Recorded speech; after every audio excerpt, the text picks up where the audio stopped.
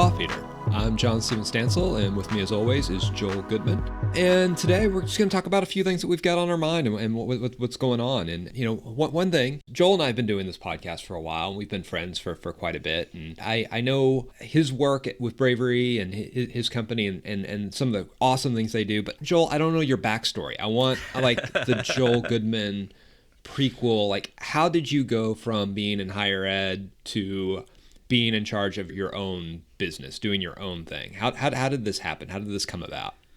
Yeah. So I started working in higher ed in 2007. I was hired as the assistant director of public relations at Greenville College, which is now Greenville University, right outside St. Louis. And from there moved into a web role very quickly because like web stuff is just what I've done my entire life. Like I taught myself how to write HTML when I was in junior high out of the HTML 4.01 Bible, which is this massively thick book that hurts when you drop it on your foot, sort of a thing. And I remember like sitting in front of my computer with Notepad open on, Windows 98 SE, Notepad open, giant book in my lap, like learning how to type out table layouts and junk like that. So like web has just been web design, web development, given I'm not as good, I'm like not a true programmer. I can get by and I think I'm pretty good at front end. That's just been kind of like a hobby, self-improvement sort of a thing. And so once I got into my first real job, despite none of what I did in school being directed at doing web stuff, I just fell into that. And I think that's a common story in higher ed. Right? like you, JS, you weren't planning to be a social media manager or do like short form content in any capacity. I've got a master's degree in literature. I was all long form. I specialized in novels and just big heaping epics. So the fact that I was going to do anything in, at the time, 140 characters or less, now 280, it's just, it's beyond me. Well, and I think it's a pretty common tale, just hearing how people got into higher ed on the administrative side in general, right? Like there aren't that many people that go to undergrad thinking I am going to work full time in higher education as my primary industry for my career, right? I think there are some people that kind of get into that, like probably like on the student affairs side of it, like, you get a taste being an RA and you get into the inner workings and that sort of a thing. But it's not until you start working in higher ed full time that you decide, oh, I'm going to go get a doctorate in higher education administration, I hate to use this comparison, but it's almost like prisoners being institutionalized where like when they turn into the guards. No, you can't. No, you just can't imagine life on the outside. Yeah. Because higher ed is such its own kingdom. It's its own thing. Yeah. And the forays I've taken outside, it's just so massively different. And we spend so much time learning to navigate the silos and all of the red tape that goes along with being in higher ed. Or you'll notice this when somebody comes to your institution outside of higher ed, and there's a giant learning curve to how to function in higher ed. So I think in a way that kind of happens. For me, my goal was to go and continue to get my PhD and teach literature. And I noticed that we had a job, a tenure track position open at the university I was working at while I was applying for my PhD program, which I didn't go into because of this. They got just a heaping, just massive pile of applications, all for a tenure track position at a small state school in Conway, Arkansas, the middle of nowhere. To me, it was like wanting to become a movie star without, the same odds of that happening without the pay and fame. So I thought, well, what else can I do? Your point on this being a very insular kind of bubble kind of a thing where like people really can't imagine what it's like on the outside. There are a lot of places I could take this, but one of the detours that I've found is that once you get into the higher ed asterisk side of what's going on and start working as an outsider, not on an institution, but with institutions, or not on a campus, but with institutions, it's very hard to convince the outside world that you also know what you're doing. Like I live in Austin. JS, you lived in the Austin area for a while. You know the kind of saturation that's here with tech and startups and the number of people that are trying to make it big in the, in that hot sector called technology. And I remember when I moved to Austin in 2012, my first gig was with, I was just doing design work for they were an ad middleware company. So like when you would play games on your phone, like you used to back in 2012, like, when Zynga had all their games and was real popular, but it would like interrupt you in the middle of the game with a video ad and you'd have to like tap through it or wait for it to play or whatever. We did those. Or if anyone remembers Groove Shark, like the company that I was contracting with to do interface design handled all of the advertising middleware for Groove Shark. So you'd be listening to some music and then all of a sudden they would make you watch a video in the Groove Shark app or whatever, before you could continue listening. And the work was boring for me because it was like, it's ads and whatever. Like, I didn't really care about that side of things. But we were working out of the main incubator here in Austin, tech incubator, where it's kind of like co-working plus there's a side that gives lightweight funding to people's startups to try and help them get better and gives them like mentorship and stuff. So we had co-working space there because one of the devs was related to the guy that started this thing up. And I remember talking to people, like we'd walk down to lunch with people in the co-working space and they'd say, yeah, so what do you do? Like, well, I came out of higher education and that's kind of still what I'm looking to do. This is right as I was starting up Bravery. So I still want to work with universities. And they're just like, why? Like they didn't understand. They really didn't. And you think about all the tech companies that have been trying to disrupt higher education for the last decade plus, and everything they have tried to do is replace what universities do with education, not help them do things better, right? And so it's been it's been MOOCs. Remember when MOOCs were the big topic? Like these massively online learning center. What did the C stand for? I can't remember. But it's like a giant forums. It's courseware. It's a giant courseware system. And none of these people realized that like with higher ed, like, and I'll get flack for this from probably some of the listeners. But one of the things that I think a lot of people don't realize, and I think higher ed has done a very poor job of communicating, is that the mass majority of people that go on to higher learning do not go on to do college or university because they want the college experience. They don't do it because they want to go to the parties and they want to do. I mean, there is definitely a group of students that do, and oftentimes they go to the institutions that have a whole lot of marketing power. They're a loud voice. It's state schools, it's party schools, the ones that are in the news all the time, and so you hear about them. But when you look at the total number of students in the United States alone, what that percentage is less than 20 that go to school for the traditional college experience. Less than 20% of students do that. So when we sit here and we sell higher education as being primarily this experiential thing and not the value of the outcomes that you get from what you learn, who your instructors are, the network that the university has among their alumni, you're shortchanging yourself. Like you're leaving out 80% of the population or something close to that that's looking to progress themselves professionally and make sure that they can set up a good life for themselves. And I think that's a problem that higher ed has, and that problem bleeds out into the other side because all these people that are trying to disrupt higher education and failing at it, because I think there are some that are nailing it, like our past sponsors at Podium Education, like I think they actually are nailing it. There's this whole group of people that are just like, well, yeah, if we set up these, these learn at home, self-paced sort of things, it's fine. But they don't realize that the credential is what a lot of employers look at.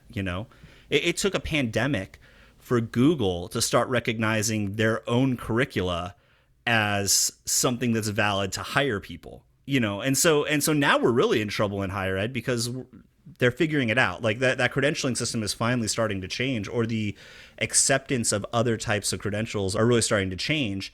And we still don't have messaging in line that fits where our value proposition is. The value proposition is not your campus as much as you want. I know that's the thing that sells it for people that visit, but just because that's one thing that sells your institution doesn't mean it's the only thing that can sell your institution. And you have to find out what those other value propositions are.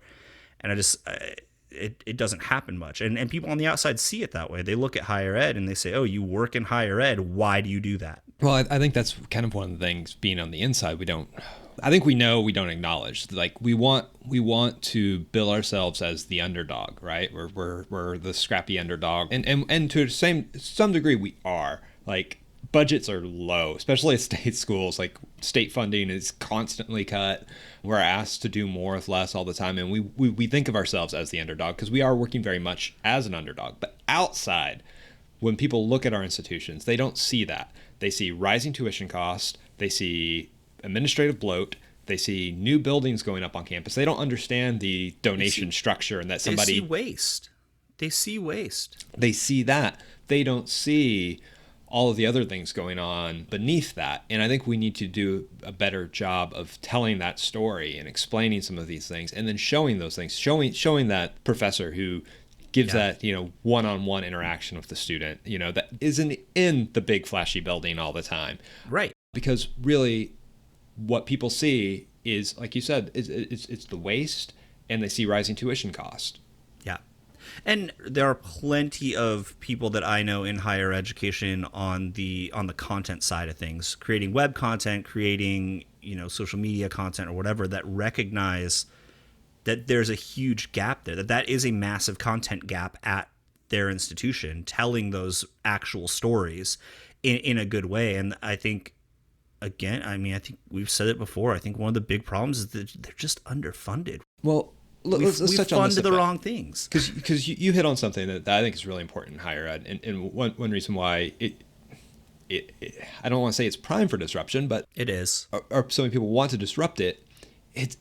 You talked about talking to other people in the tech field outside of higher ed and them saying, like, why would you want to be in higher ed?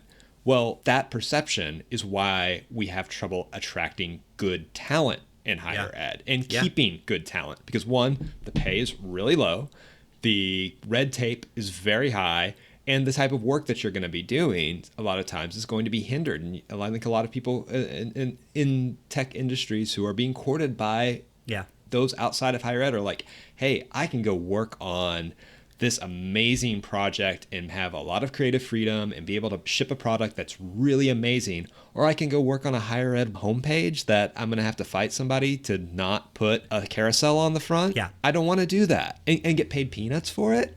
So I think the reason we're the underdog, JS, is or I think it's kind of a complex that we have an underdog complex. But the reason that higher ed is the underdog is that it's that exact thing you just said. It's that we don't provide the salaries and the environment for the best talent to feel like they can thrive at universities. And I think on the other side, like you were saying earlier, people that grow up in higher ed feel trapped, and they may have a ton of talent, but they're not valued enough in terms of being paid or in terms of being given the decision-making power that they should have. And I want to hit on this because I think a lot of people will come back and say, well, higher ed doesn't have the money to provide those salaries to top talent. But here's the thing. Well, let's just for the sake of argument, let's say that's absolutely the case, right? Where did Purdue dump millions of dollars? Was it into plexiglass instead of into staff? I don't know. I know. Allow me to play devil's advocate here, though. Quality talent, not every, as much as I do need money to support a family and all that. Sure. Money, I'm not going to say money's not important, but I work in higher ed, and I don't have as big of a salary that I would get working outside of higher ed, but I do it because I love and I believe in the mission. And if you can add on top of that being able to work on projects that I think are really exciting and really interesting, my loyalty is going to increase tenfold. And if you're going to give me the creative freedom to make those things happen, I'm as loyal as they come. That's great. That's what I wanted. I'd much rather be doing that than anything else. So I don't think it always comes down to salary to attract good talent. It comes like freedoms, like being able to work remotely, professional development. And that's the problem, right? Is that the intrinsic motivators are so much more powerful than the money. I think there are some people that do just want the money. What really sucks when you work for a university, and this isn't every university, but when you work for a university, is that you don't get the money. You don't actually usually get the really good projects, or if you're doing a really good, really cool project, there are 20 other voices that have to have some sort of say that make it not nearly as good as it could have been. And you then see what universities are doing right now in the middle of a pandemic, and it makes it very hard to feel bought into the messaging anyway. Like, you feel almost culpable in what institutions are doing to students, like bringing students back to campus and letting COVID run rampant and being totally disingenuous about it. Well, and again, that comes back to telling the story, because there's we can get into this, and you know, a lot of times we're not in the room when how these decisions are made, but the perception that the public has of what's going on right now on university campuses, we're not telling that story. It comes back to perception is reality, right? That new building that's going up on your campus that's cost millions of dollars, that was donated by a donor who earmarked that money for that. Well, you know, the average Joe on the street passes by and thinks, man, they're raising tuition and putting up new buildings. They don't understand that. And we're not explaining that. We're not telling those stories. And we're expecting people just to know. Like, we have to be open. We have to be transparent. We have to talk about those real things. And when it comes down to why are we making these decisions on COVID, there's a credibility gap in higher ed right now. And regardless of what the intentions are, it's what people actually believe that aren't in higher ed. And we need to start thinking about that. I think back to when Harvard was announcing that they were making cuts to staffing on their campus several months ago, and I remember Twitter blowing up about how big is their endowment and everything. I mean, yeah, their endowment's big, but endowments are very strictly regulated. They can't just like pull their endowment out and subsidize people's salaries with that. But the general public doesn't understand how an endowment works. They don't understand what cash is reserved, how that cash can be used, what an endowment is for, and then universities don't do anything to further communicate that in a way that helps people, and that's detrimental, right? It's a communication issue. Allow me to contradict myself, because I agree we need to be more transparent, but like, how are we going to do it? Do you really think the average person is going to sit down and read an article about how endowments work? No, definitely not. But I mean, But you get ahead of the message, right? I mean, it's crisis comms. It's really like banal crisis comms, because why should your endowment be part of a crisis communication campaign? But at the same time, like, if that's what everyone is talking about, you get ahead of it somehow. You say, we have this endowment, but honestly, we can't spend the money, and these are the reasons. It could be on Twitter, it could be a quick YouTube video. Like, I mean, there are so many ways that you can make that information digestible. Well, it comes into to false equivalencies amongst those not in higher ed. I think a good example of this is I can't remember the name, but at Baylor, the twin influencers that they're paying right now, that they recently caught COVID, and that came out like, okay, well, they're compensating these influencers somewhat. Well, we can compensate influencers, but we can't compensate athletes. Yeah. Well, those two things are not anywhere remotely in the same camp, but to somebody outside making that comparison, that makes complete and total sense. Why can you compensate student influencers on Instagram, but you can't compensate athletics? Now, I mean, we know all the myriad reasons that keep that from happening, whether you agree with whether it should happen or not. But the equivalency between paying an influencer and paying an athlete, it's not the same thing. Right? It's not the university. It's, you know, NCAA regulations and all these other things that come into athletes. And then paying an influencer, that's just the marketing team going, hey, let's give these kids some swag. And we also don't know how they were paid. We don't know how they were compensated. Was it monetary? Was it some sort of scholarship that, you know, as long as you're an influencer and you're learning how to do this and you're staying in this program, you can have this scholarship? We don't know how that was set up either. So but the perception is something that is very real, and it colors how people outside of the inner working of higher education look at and perceive our colleges. And they perceive it differently. And they don't perceive what we're selling as an actual product. They're like, higher ed is using influencers? Well, that seems sketchy. Like, every single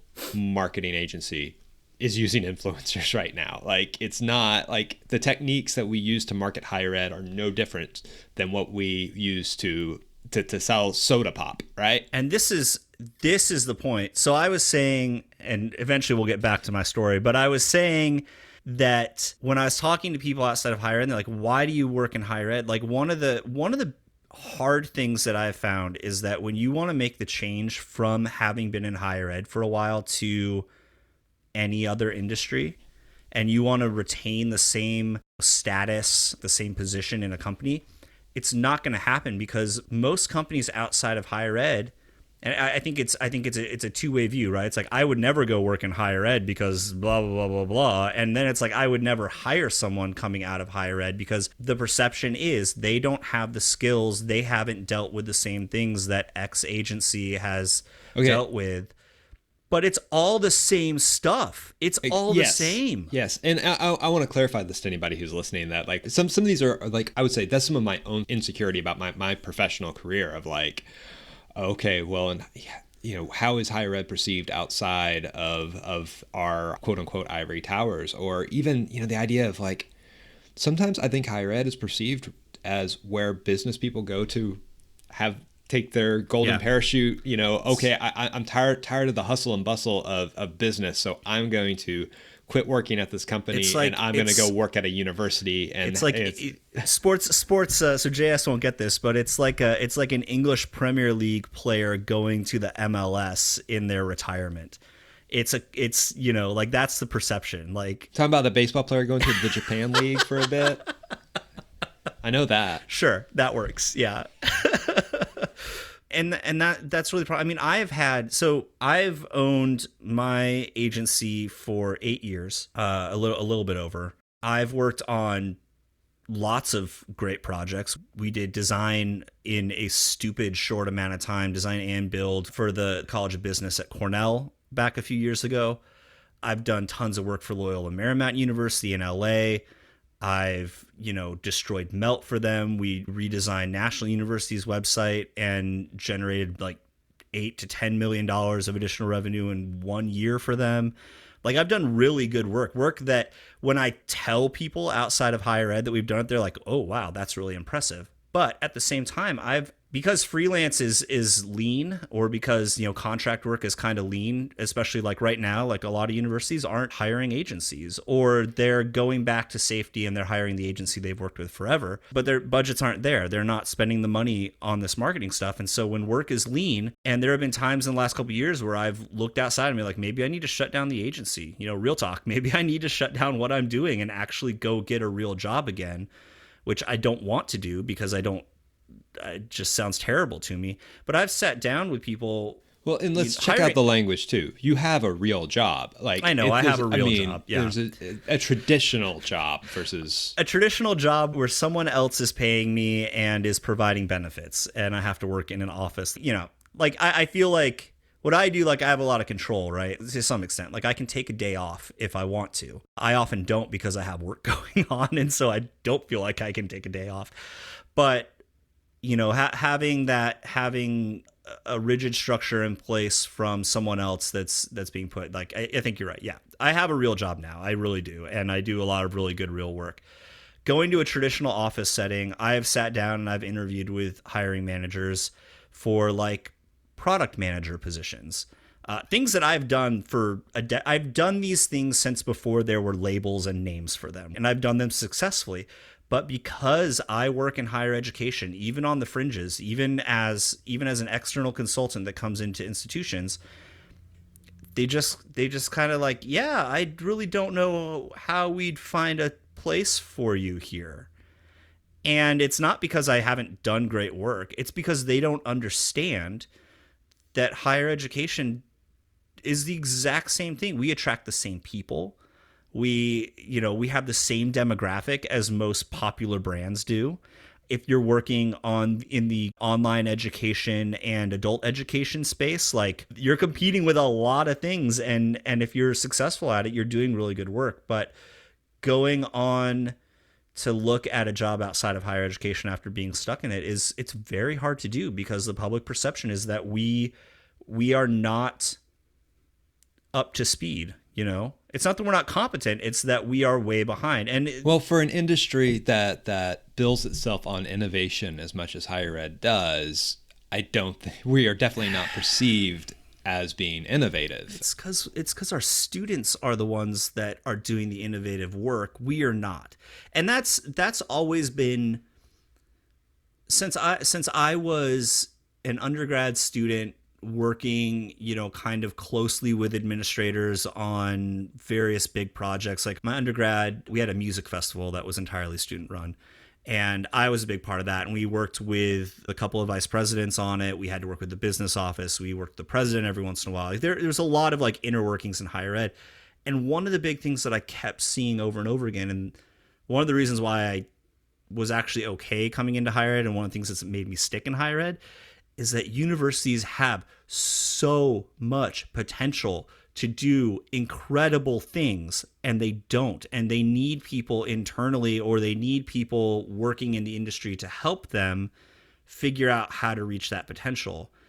And it's it still just frustrates me to no end. I mean, I will be honest, like in the last 3 months, there have been at least 5 times where I have sat down and been like, should I even stay in this industry? Like, we still don't care. Even in the middle of a pandemic, there's not enough work being done to get us to a point where we are actually doing what we can. Like, we're nowhere near fulfilling the potential that we have as universities. And I think one big part of that is that innovation side. That's one big indicator.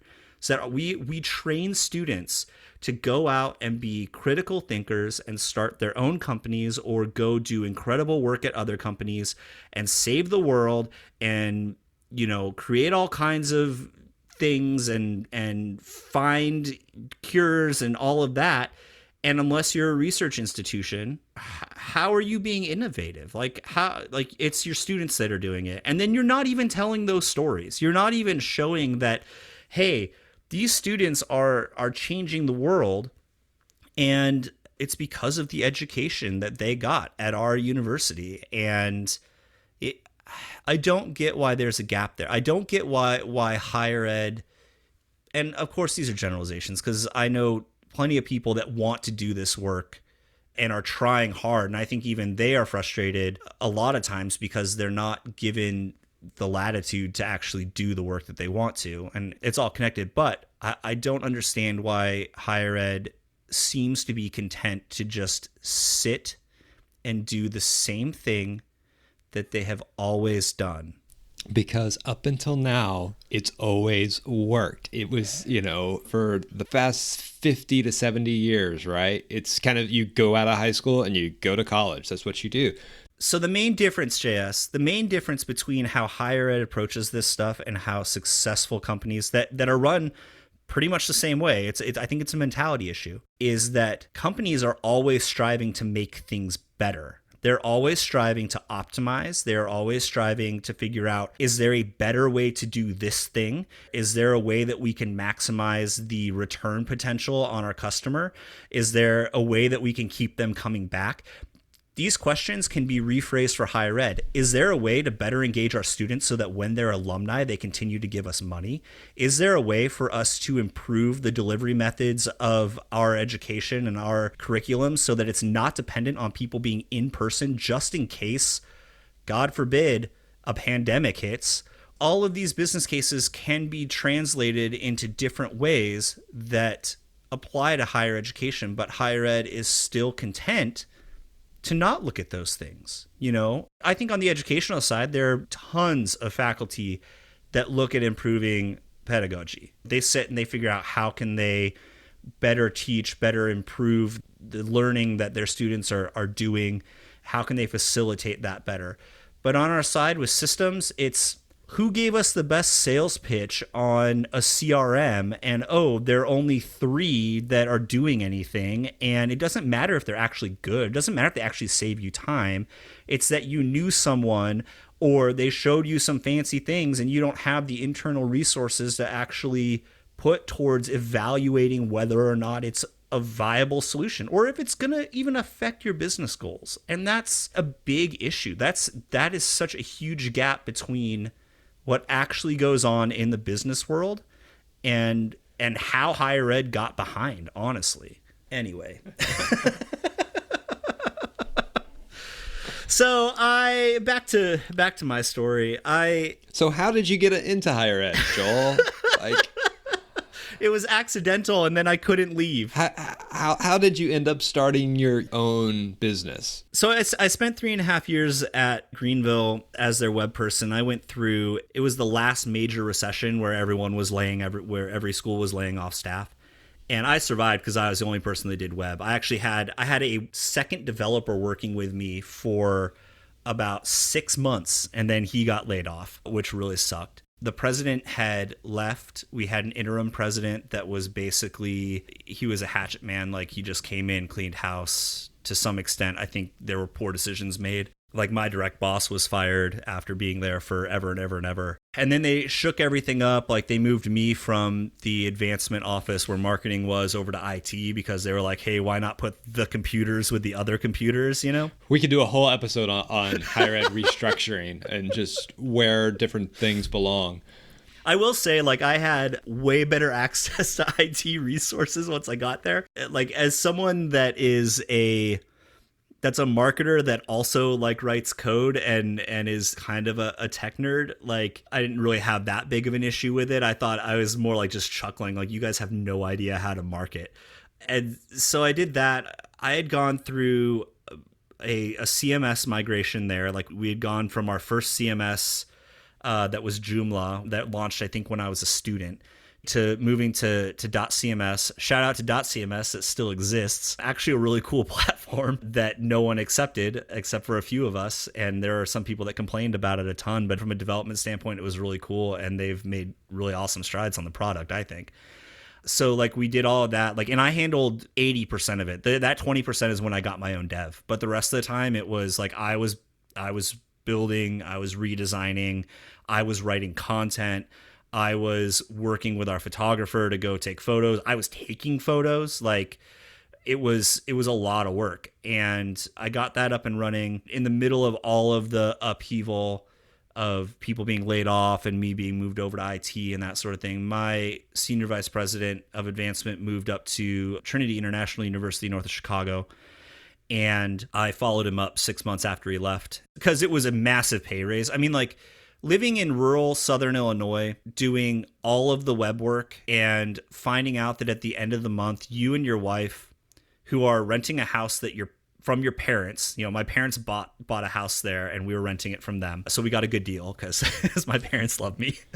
And we did a bunch of renovation work on it while we were there. But working in rural Illinois at a small college, we had, like, I want to say, like, at the end of the month, we had like $16 left over in our budget for just fun. So it was like we could drive to a Starbucks outside of town or something, you know, like that was about all we could do. And so I needed a change. Like, there wasn't any progression. There really wasn't any chance of me making more money there. There wasn't really any chance of me moving up. And we were in the St. Louis metro, like, and we couldn't even go to St. Louis and do fun things, you know, because we didn't have the money to do it. So I went up to Chicago. It was like double my salary, which was awesome. But I also was the only web person still. And we had the main university site. There was the graduate school. There was the seminary. There were 2 regional centers. There was a law school website. And there was one other. I think total I had 8 sites that I had to manage and deal with, as well as an intranet.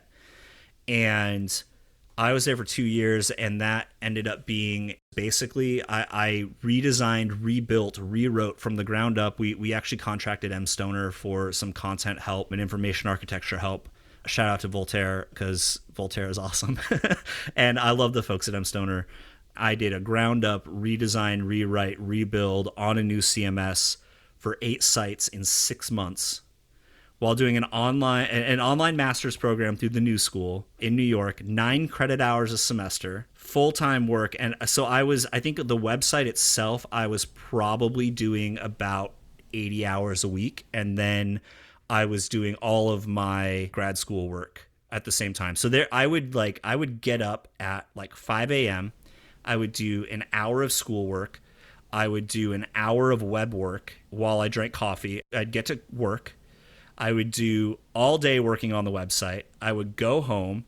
I would work on the website some more, eat dinner, do another hour or two of schoolwork, and then do more web work and do it again. Like I was probably sleeping 4 or 5 hours a night, and I would do it 6 days a week. Like Saturdays I wouldn't go into the office, but I would still be working on the website stuff at home. And I know that there are other people that have done this in higher ed. It's not sustainable. I remember my wife coming up to me at one point being like, "You're going to have a heart attack. You need to find a way out of this." Finally got the sites launched. It must have been something like August. And then come November for Thanksgiving, we were driving to my wife's parents' house from Chicago to West Virginia. And I remember the day we were leaving, my boss calling me in and saying, "Hey, I noticed that you've been working 40 hours a week. You know, you've been only doing like your 8:30 to 4:30. That's a minimum." Like as a salary person, I got so mad. I was like, "You have no idea what I have done." At the time, you're not thinking about free work. You're young in your career and you're salaried, and so like, there's the stability side of it, but there's a real toll when a company takes advantage of the work that you do. And at that point, I was very close to finishing my degree, and I remember shortly after that being at home. So I remember I had done Georgie Cohen. Shout out to Georgie. A lot of shout outs today. Georgie Cohen was starting up her own consulting project, and so I had worked on a website for her just to help her out. And I should say, like, I've been doing like freelance web projects for people for that entire work time, like at Trinity and when I was at Greenville as well. So like I had a nice little portfolio of WordPress sites that I had built for bands and actors and optometrists and professionals like Georgie. And I remember she'd gone to the UK. I think she had gone to South by or something as well at some point. So she sent me a greetings from Austin postcard. I recommend anyone Google this. It's a very iconic mural that we have here in town. She sent me a postcard of that and a bunch. I think she sent me some Curly Whirlies that she brought back from London and some Airwaves gum, which is my favorite, as just a thank you. And it was super nice. We took that postcard and we put it up on our tack board in the kitchen. And probably a week or two after that, I said, "Hey, Jess, we got to figure out what to do. Like, I'm almost done with my master's. I don't really want to stay here. I don't know that I want to start applying to other universities. Like, do we stay in higher ed? Do we figure something else out?"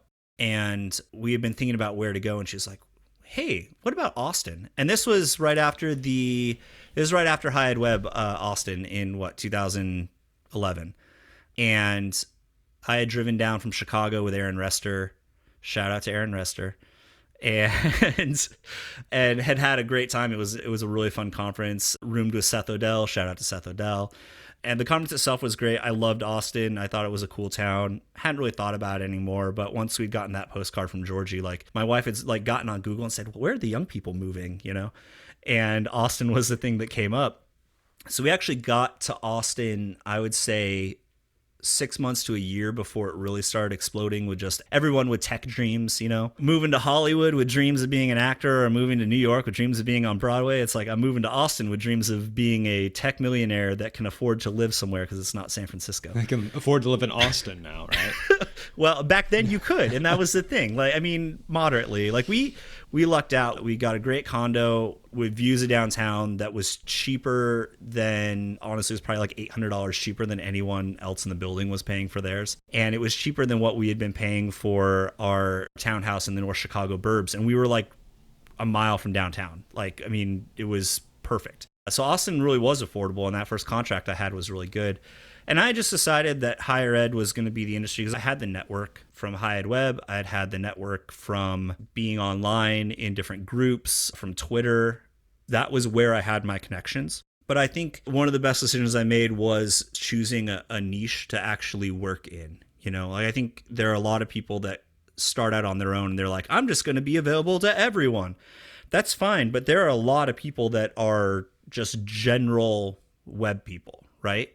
It's better if you can say, "I'm an expert in this particular channel, this particular field, this particular industry," and try to own that. Oh, definitely. That's one thing, when I left the Texas Department of Transportation, my one foray outside of higher ed and the government, which is not that different from government's higher ed. Very similar, yeah. Similar.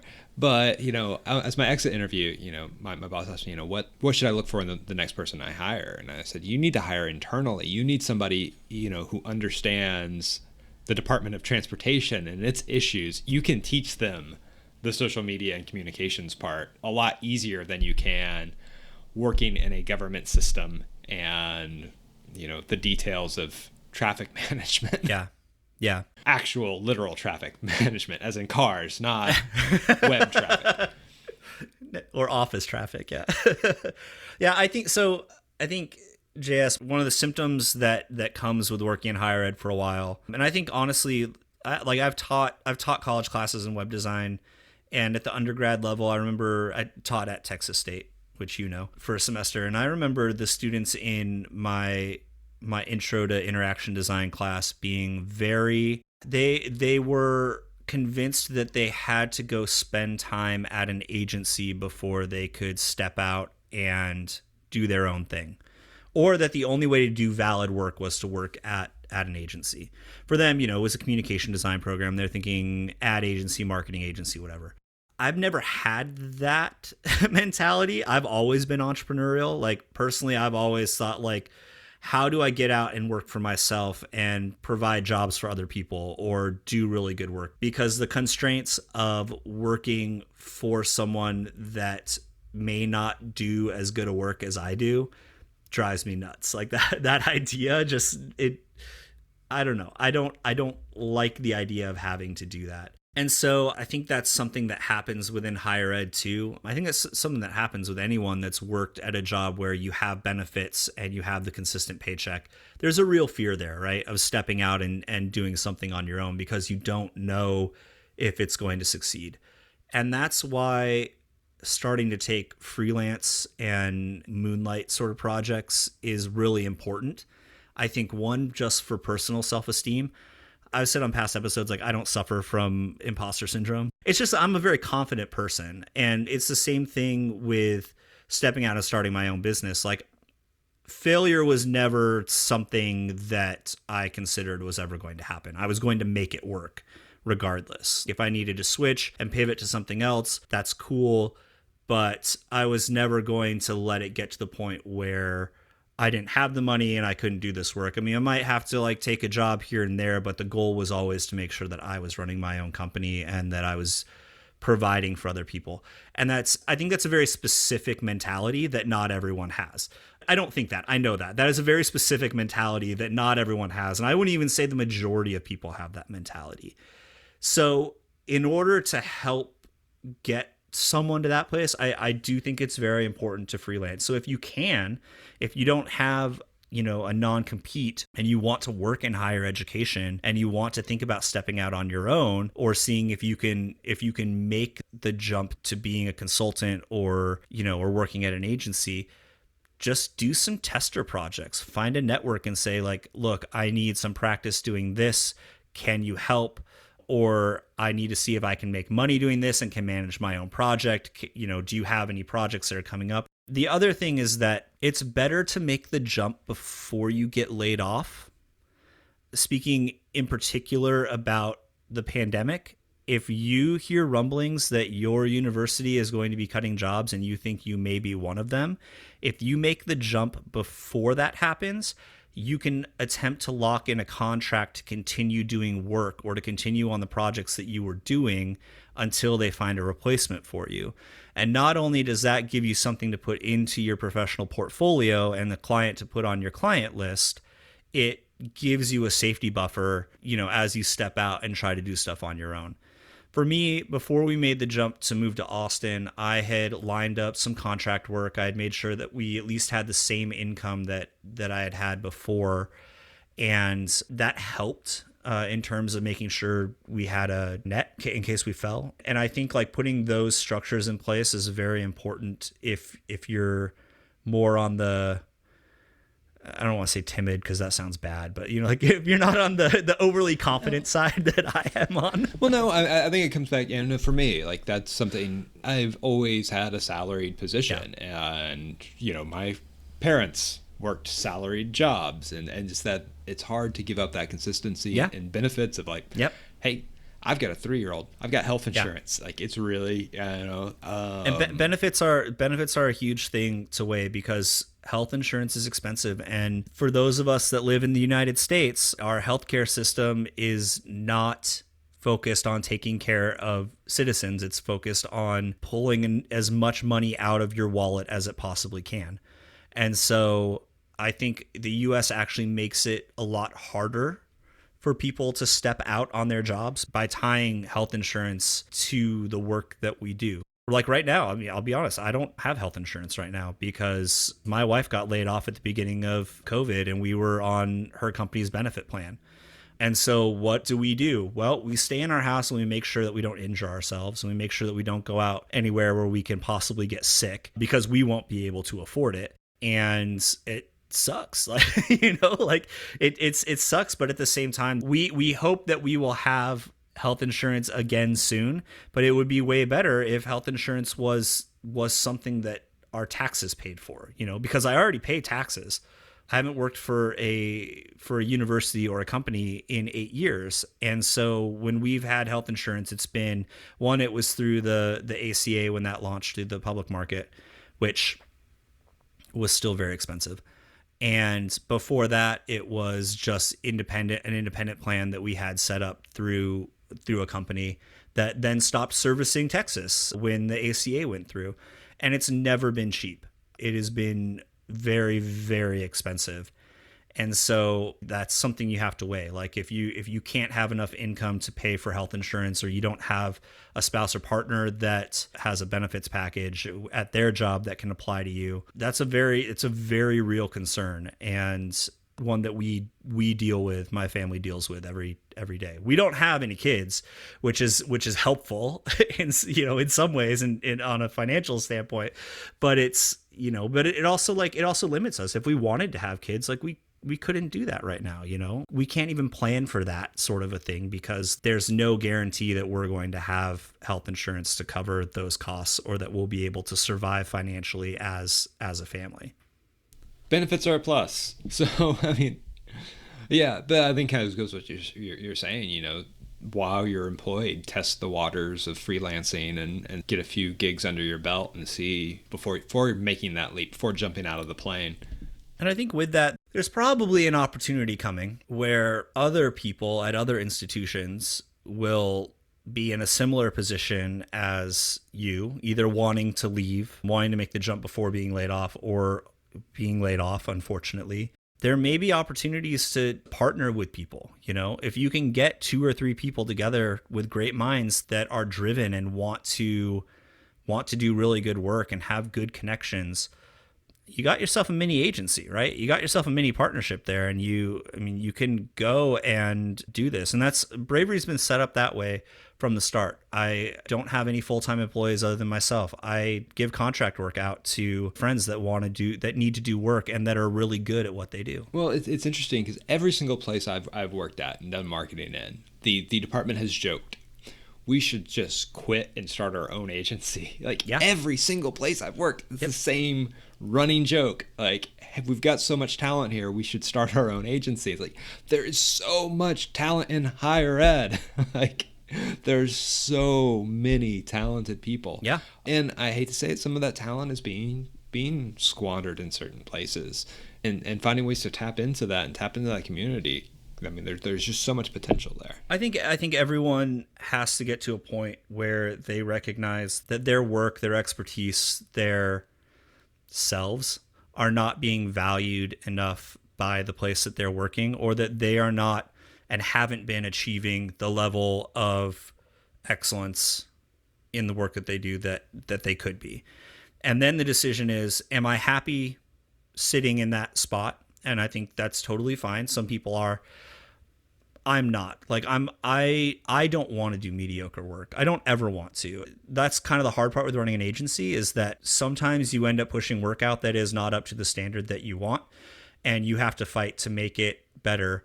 And it's exactly the same as working internally at a university, where you may be an awesome designer or have a really good concept for a marketing campaign or a really good writer, and then it goes through some administration whose expertise and knowledge is not in marketing or design or whatever else, who's not as close to the data as you are, is not as close to the research, is not as close to the students, or whatever it is that you're doing, and that work gets watered down. It's exactly the same on the outside. The thing is that, I don't know, I feel a little bit more empowered to say, you know what, you paid me to do this work the right way, and this is what's going to happen if we do it your way, sort of a thing. If you'd like to talk to me more about how you can step out and do freelancing or any concerns you're saying for your business, I'd be happy to talk to you. You can find me at Joel Goodman on Twitter. JS and I really appreciate your listening to our show. If you like it, please leave us a rating or review on Apple Podcasts. You can also follow us on Spotify or Google Podcasts, and you'll be notified of every future episode as it comes out. If you'd like to listen to past episodes, you can find us at thoughtfeederpod.com. We've got transcripts of every single one of those. And you can also find us on Twitter at thoughtfeedpod, where we'd love to talk to you and connect on anything having to do with higher ed, digital marketing, social media marketing, etc. Thanks so much for listening. Thought Feeder is a production of University Insight.